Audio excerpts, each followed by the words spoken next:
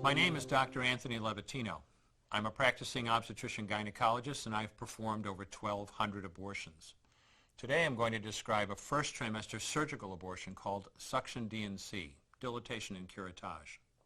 This is the most frequently performed abortion and is used typically from 5 to 13 weeks of pregnancy.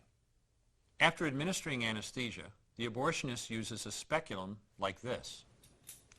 This is placed inside the vagina and opened using this screw on the side, allowing the abortionist to see the cervix, the entrance to the uterus. The cervix acts as a gate that stays closed for the duration of pregnancy, protecting the baby until it is ready for birth. The abortionist uses a series of metal rods called dilators, like these, which increase in thickness, and inserts them into the cervix to dilate it, gaining access to the inside of the uterus where the baby resides. The baby has a heartbeat, fingers, toes, arms, and legs, but its bones are still weak and fragile. The abortionist takes a suction catheter like this one. This is a 14 French suction catheter. It's clear plastic, about 9 inches long, and it has a hole through the center. It is inserted through the cervix into the uterus. The suction machine is then turned on with a force 10 to 20 times more powerful than your household vacuum cleaner. The baby is rapidly torn apart by the force of the suction and squeezed through this tubing down into the suction machine, followed by the placenta.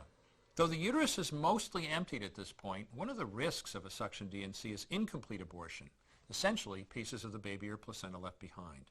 This can lead to infection or bleeding. In an attempt to prevent this, the abortionist uses a curette to scrape the lining of the uterus. A curette is basically a long-handled curved blade. Once the uterus is empty, the speculum is removed and the abortion is complete. The risks of suction D&C include perforation or laceration of the uterus or cervix, potentially damaging intestine, bladder, and nearby blood vessels, hemorrhage, infection, and in rare instances, even death.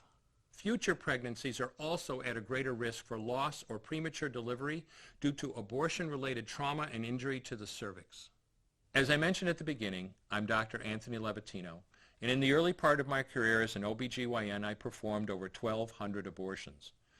One day, after completing one of those abortions, I looked at the remains of a preborn child whose life I had ended, and all I could see was someone's son or daughter.